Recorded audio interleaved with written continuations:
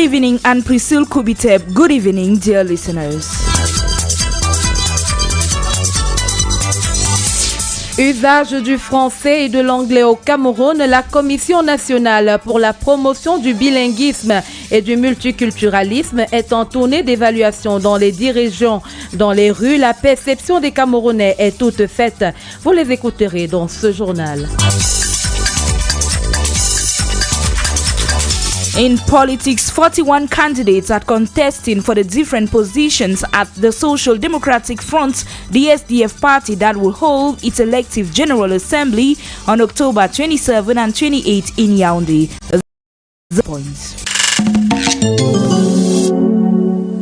Royal Soir, première partie. Anne Priscile KOUBITEB. Mesdames, Messieurs, bonsoir. Emploi des 2 langues officielles dans les entreprises publiques du Cameroun, la Commission nationale pour la promotion du bilinguisme et du multiculturalisme fait l'évaluation au cours d'une tournée dans les 10 régions entamée ce jour. Le travail de la dite commission s'inscrit dans un contexte où le français et l'anglais ne sont pas toujours logés dans la même enseigne. En attendant les conclusions de ces descentes, les Yaoundéens font leur évaluation dans ce reportage de Grégoire Chama. Pour beaucoup, il existe encore des inégalités dans l'usage de ces 2 langues officielles, même au sein de certaines entreprises et surtout les entreprises publiques. C'est le français qui domine. Dans mon service, je vois encore les notes qui arrivent complètement en français. Mais il y a des moments où on fait les 2 notes en français et en anglais, mais dans la plupart des cas, les notes viennent uniquement en français. Moi-même, parfois, je saisis les notes en français. Je ne pense pas écrire une note. S'il y a un pourcentage à faire, je peux dire qu'on est 30% pour la langue anglaise et 70% pour la langue française. Un état des choses favorisé par certaines mentalités. C'est que les francophones ont, n'est-ce pas, la frousse de commettre des fautes en anglais, tandis que c'est le contraire pour les anglophones. Sauf si vous allez dans la région anglophone. Dans les rues de Yaoundé, la capitale, certains tentent des solutions pour qu'à l'usage, le français et l'anglais soient au même pied d'égalité. Il faudrait que si, par exemple, au cours élémentaire, on a fait la science en français et l'histoire en anglais, il faudrait qu'à la classe qui suive, qu'on permute, on essaie d'équilibrer d'abord ces matières. Il faut qu'on nous impose que même le boutiquier du quartier, les marchands au marché puissent déjà s'intégrer. Et là, ça va nous amener à s'adapter. Des avis et autres propositions que les membres de la commission de Peter Mafani Moussongue essaieront de mettre en pratique pour leur prochain exercice. Il faut préciser que les descentes entamées ce jour sont et ont été donc approuvées par le président de la République, Paul Biya. Le Cameroun General Certificate of Education, GCE, Board est en deuil. Dan Ako Dominique, archiviste de cette institution en charge de la gestion des examens pour les élèves de session anglophone, n'est plus. Il s'est éteint ce jour des suites de maladies dans la ville de Boya. Le 24 septembre dernier a été célébrée la journée mondiale du migrant et du réfugié. À cette occasion, vous revenez sur les 2 notions et établissez les droits de cette catégorie de personnes dans le pays d'accueil. Jean-Claude Ngué. Sur le plan purement théorique, un migrant désigne toute personne qui quitte son milieu de vie pour un autre. Mais certaines conditions qui motivent ce déplacement font naître le contexte de réfugié. Eva Tonguemayer, experte en question de droits de l'homme. La Convention des Nations Unies de 51 définit qui est le réfugié. Le réfugié est toute personne qui quitte un pays dont il a la résidence habituelle ou il quitte son pays d'origine pour chercher sécurité, pour chercher protection internationale dans un pays tiers où il se sentira un peu plus en sécurité. Selon la Convention de l'Organisation de l'Unité africaine de 1969, la fuite des conflits et des catastrophes naturelles sont les causes principales qui créent les réfugiés. Leurs droits sont similaires à ceux des populations des pays d'accueil. Eva Tonguemayer, une fois de plus. Il a le droit à l'éducation, il a le droit à la santé, il a le droit à la sécurité, le droit à la protection, le droit à l'alimentation, le droit au logement. Aujourd'hui même, la politique en matière de protection réfugiés met un accent même sur l'accueil, le rôle que joue la population locale. C'est-à-dire que les porte-parole et les demandeurs d'asile entre les populations de ces localités sont même davantage sensibilisés pour les intégrer. La journée mondiale du migrant et du réfugié, célébrée sous l'auspice de l'Église catholique romaine, rappelle que le fait d'être en situation irrégulière ne fait pas perdre ses droits élémentaires à quelque personne que ce soit, dixit Monseigneur 23, ancien archevêque de Paris. En politique, échéance électorale de 2025, le RDPC est déjà en ordre de bataille. Le secrétaire général du comité central, qui poursuit sa série de tournées dans les régions en ce moment, a fixé les grandes orientations au lancement de son périple le 21 septembre dernier. Pour Jean Kueté, le RDPC doit remporter les élections de 2025, même si l'opposition devrait être moins dispersée que d'habitude. Jean-Marie Adaba.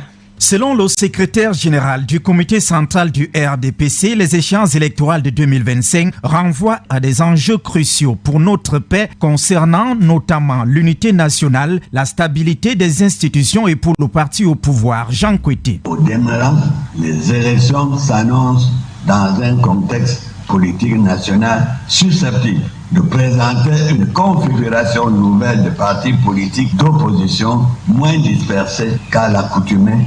Pour Jean Kueté, le Rassemblement démocratique du peuple camerounais doit absolument remporter des victoires probantes, claires, fortes et transparentes, sans bavure et incontestables. Attitude qui se justifie selon le professeur Sostène Foubanga, politologue. Cette attitude à féliciter, de ne pas mépriser l'opposition, de ne pas se dire qu'on est tout seul, parce que l'opposition est là, elle est présente. C'est vrai que tous ces derniers temps, elle n'a pas eu de victoire éclatante, mais au regard de la géopolitique de notre sous-région, il y a beaucoup de secousses et l'opposition est là.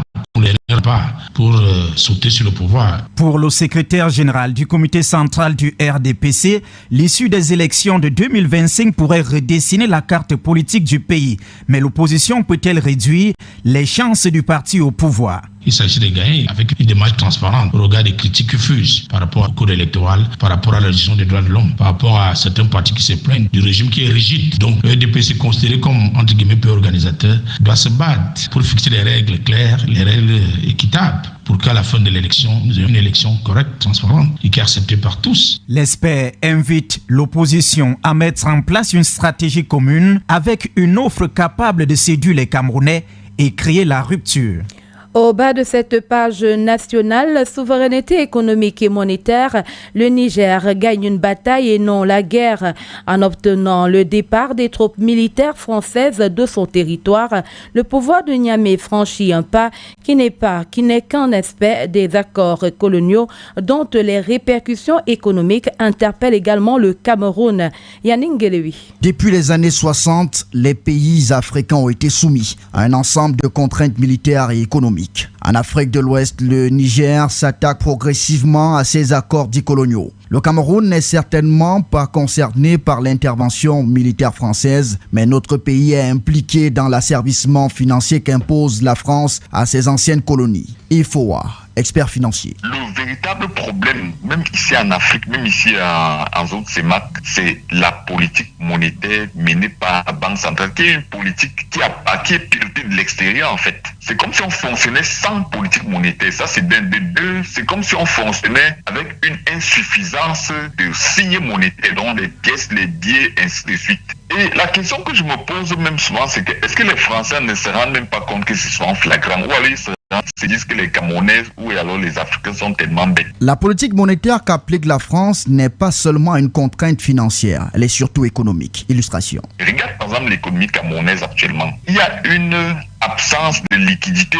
Ne suivez pas ce qu'on dit que les banques sont liquides, les banques sont ceci. Non, il n'y a pas de liquidité. La conséquence, c'est qu'on ne finance pas les projets. C'est un levier important. Si on avait une politique monétaire indépendante, quand on dit par exemple qu'on veut relancer l'économie, qu'est-ce qu'on fait? Toutes les PME, par exemple, qui font dans l'agriculture, ainsi de suite, vous avez droit, par exemple, à tel volume de crédit. Les aspects fondamentaux des accords coloniaux, dette coloniale, réserve nationale logée dans les comptes d'opération, le contrôle des ressources naturelles, octroi exclusif des marchés aux étrangers sont des aspects à combattre par le Cameroun, poumon économique de la CEMAC.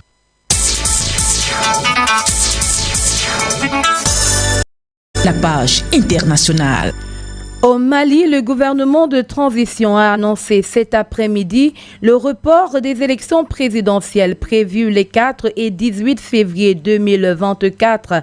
Dans un communiqué, la junte parle d'un léger report en raison d'un litige en cours avec l'entreprise française qui, selon Bamako, a pris en otage la base des données de l'organisation de cette élection. Le pouvoir de transition indique que la future échéance sera précise ultérieurement.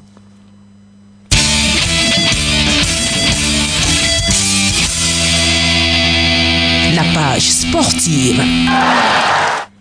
VOUS de Baham est le vainqueur de la 62e Coupe du Cameroun de football. Le club de l'Ouest a vaincu PWD de Bamenda 2-0. Yves Clément, entraîneur de football, analyse la finale. Il réagit au micro d'Olivier Ndema Epo. Le résultat n'est pas surprenant. Faut vous la mériter. Le final, quand c'est ce jour, c'est pour gagner. Ils ont cru en leur potentiel et puis bon voilà, ça a payé de leur côté. Je ne dis donc pas que PWD a démérité. Dans une finale, il faut un gagnant, il faut un perdant. Ce qui a manqué à PWD, ils ont manqué un peu de timing pour pouvoir contrecarrer les actions de VOUS. Aussi, il y a plusieurs départs. C'était pas facile aussi pour eux, n'est-ce pas, de pouvoir faire avec l'effectif qu'ils ont actuellement. Les effectifs doivent être toujours prêts. Par exemple, vous jouez une finale, il faut préserver le groupe, maintenir le groupe pour, n'est-ce pas, aller chercher le sacre final. Si vous avez les États qui ne sont pas là, les Ateba qui ne sont pas là, du coup, vous voyez, VOUS a fait des très bonnes arrivées. Ils ont fiché Mbappé, qui a été le sacré meilleur joueur de cette finale. Bon, là, maintenant, il faut se mettre au travail. Il faut se mettre vraiment au travail. Il faut avoir un effectif qui peut aller, n'est-ce pas, compétir hors du Cameroun. C'est là le véritable problème. Donc maintenant, il faut vraiment constituer une équipe concurrente qui peut aller, n'est-ce pas, faire face à d'autres équipes des nations, telles que les équipes, surtout du Maghreb, qui sont toujours présentes. C'est un chemin de bataille pour VOUS. The second part of the news in the English language with FRINUE CRISPIN. You're welcome back, dear listeners. As you heard in one of our top stories, 41 candidates are contesting for the different positions at the Social Democratic Front, the SDF party that will hold its elective General Assembly on October 27 and 28 in Yaoundé. Out of the 41 candidates, 3 are vying for the post of chairman of the party. They deposited their files at the General Secretariat of the SDF party before September 4 midnight deadline. The winner will replace late Nijon Fundi, who led the party since its creation in 1990 and later passed away this year.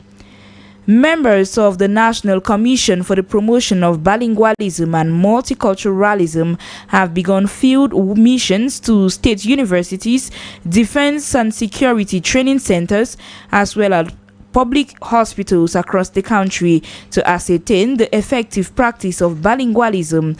The exercise, which kicked off today and will run for the next 10 days, falls within the framework of the Plan of Action of the National Commission for the Promotion of Bilingualism and Multiculturalism for the year 2023. The objective of the mission is to make an appraisal of the implementation of constitutional provisions relating to the use of official languages in the country. What do Cameroonians think about the use of two official languages in Cameroon? Our student intern Brenda Lumto interviewed some of them in this report. The practice of bilingualism has not been respected in Cameroon, as Sophie attests that most of the population in Cameroon are francophones. She says, bilingualism is not practiced. Cameroon has been trying to adjust bilingualism by making it possible for many industries to have people who come from both sides, try to do regional balance and bring in people that come from both the Anglo-Saxon zone and the French zone. But if you want to make an adequate perception, francophones are more. And even when you want to do things in the town, certain towns are mostly Anglophones and others are purely francophones. More still, other equally says that some Cameroonians prefer to focus themselves on their maternal tongue where they originate. Ndukum expresses. Bilingualism in Cameroon, for me, I think it's practiced only by a minority, because the majority population, they focus maybe on his dialect, that is to identify his or himself from where he's coming from. So bilingualism in Cameroon is practiced just by the minority. On the contrary, some attest that bilingualism has been practiced in Cameroon and must be encouraged. I think bilingualism in Cameroon is perfect. We should not expect much of people. Seriously. I think the way the government is handling the bilingualism system in Cameroon is practically perfect. You see, both in the English section of school and the French section of school, children do learn English, they do learn French. They have even given a whole bilingualism day. So for me, bilingualism is practiced in Cameroon. Nevertheless, the president of the Bilingualism and Multiculturalism Commission will make a regional tour to ensure the practicing of bilingualism in all regions of the world. And away from bilingualism, today is World Pharmacist Day, commemorated this year on the theme Pharmacists Strengthening Health Systems. World Pharmacist Day was set aside to honor the contribution of pharmacists to enhance world health. The day also aims at supporting initiatives that highlight and defend the contributions that pharmacists make to global health improvement, as well as acknowledging and encouraging the vital role they play in the health care chain. Alison Enoncho is a pharmacist. She explains who a pharmacist is and some of the difficulties they face in performing their duty. A pharmacist is a healthcare provider whose role is essentially to ensure safe and efficacious medications for patients, and they also ensure the safe or the proper dispensation and the proper use of these medications, both by other healthcare providers, in a clinical setting, or by the patients themselves in the setting of a community pharmacy. So the pharmacist has roles from the fabrication to the right down to the dispensation of a medication. So everywhere there's a medication, there is need for a pharmacist. The difficulties pharmacists face in performing our duties stem mostly from the fact that the pharmacy profession is still misunderstood by many people, and it's still in its embryonic stages. There's still a lot to be developed. So first of all, pharmacists face a lot of contempt from patients. Patients tend to think we are just, drug sellers and stuff like that, and contempt from doctors as well, who sometimes disregard our opinion. Then there's other difficulties that other healthcare providers face, difficult patients and fatigue and stuff like that. The pharmacist rounds up by outlining some of the support they get from the state and what can be done to ease the profession. At the level of the government, we receive aid but not directly. What do I mean by this? The government helps the wholesale drug distributors, and from that aid, we benefit from it as well, given that we buy drugs now at less costly prices than when the government does not subvention. What can be done to better our job? First of all, sensitize the population, starting from the healthcare providers, on the great role of a pharmacist. Let them understand that the pharmacist has their place and they should stop trying to, push us aside or feel like we are very dispensable or that we are just drug vendors and stuff like that. So I think if we could really sensitize the population, I know that will take time, with time as the pharmacy profession develops and as people come to understand that there is more to pharmacy than just drug dispensation, then they are really going to understand, and they're going to come to knowledge of what the pharmacist is, and they're going to get to respect us more. But I think that's all I can suggest for now. From one celebration to another, Cultivate Dreams is the theme under which Cameroon joins the world over to celebrate World Dream Day, a day when people around the world celebrate or declare, share, celebrate and activate their dreams. This day equally portrays a powerful reminder that we all have the ability to make positive change in our lives and in the world. You are listening to the 6 p.m. Bilingual Newscast on Royal FM. And out of the country, the French President Emmanuel Macron has announced a total withdrawal of its ambassador from Niger and the French military contingent in the coming months following the July coup that overthrew the democratically elected President Mohamed Bazoum. The president made the announcement on September 24 through a French state media. Now, just how will this move from France permit Niger revamp its economic sector? Eratus Ndoué seeks the response with an economist in this report.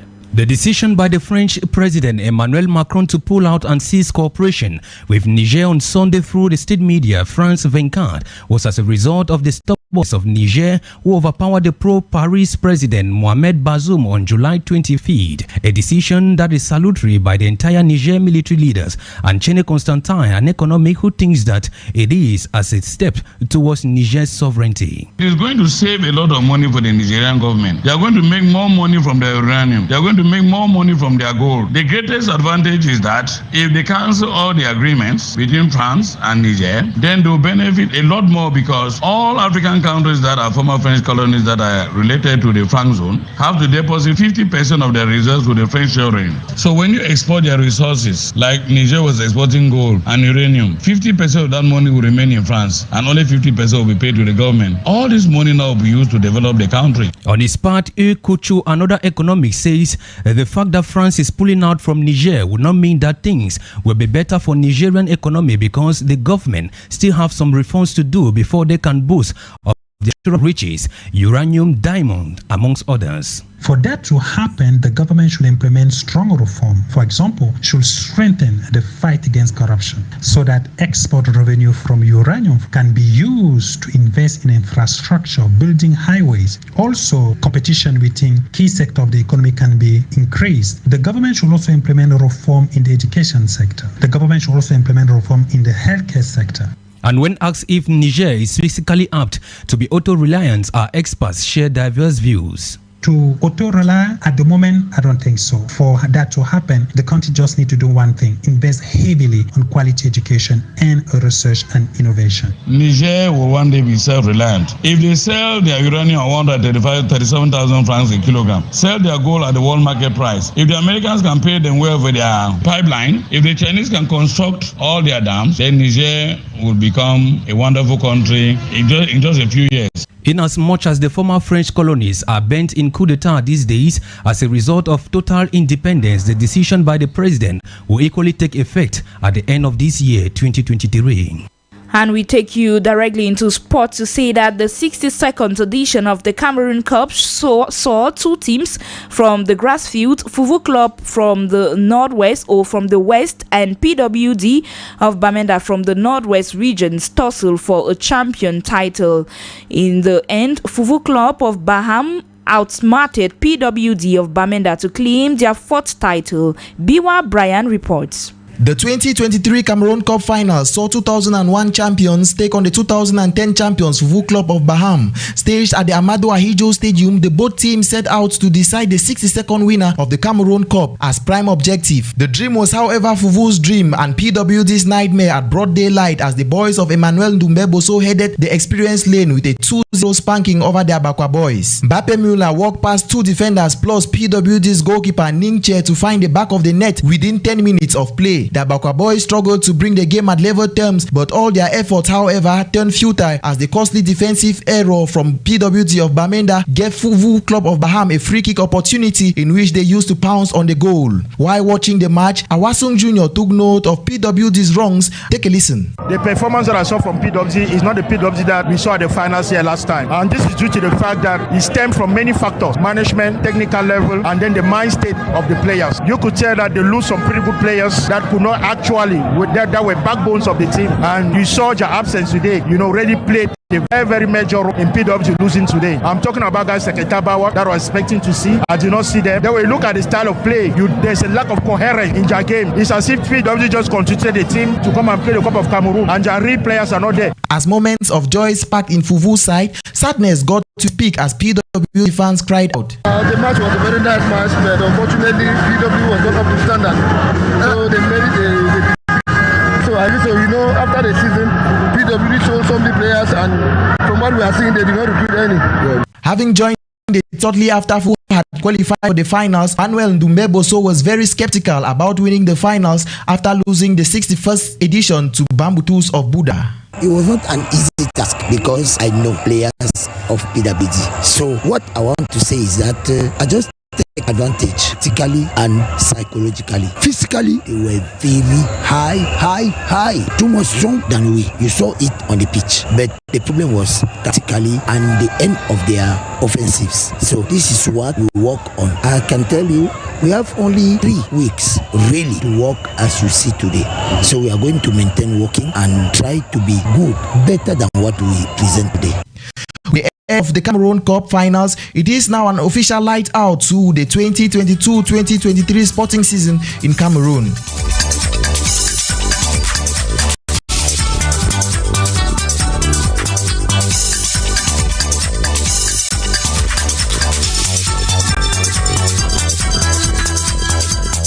Ladies and gentlemen, that was the package we had for you on today's edition of the 6 p.m.